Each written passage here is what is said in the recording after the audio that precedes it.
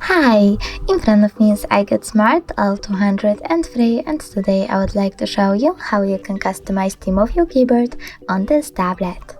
Firstly, you need to access settings, then scroll all the way down, click on system over here and choose languages and input, then virtual keyboard and your currently used one, in my case Gboard.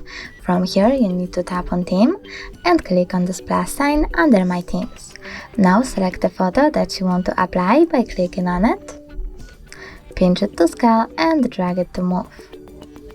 When you're done, click next.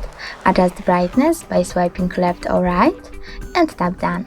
Lastly, click on the switcher next to keyboarders to turn them off or on and choose apply. So now when I go back, I can see that theme of my keyboard was successfully customized. Thanks so much for watching. If you enjoyed this video, smash that like button, comment and subscribe. Bye!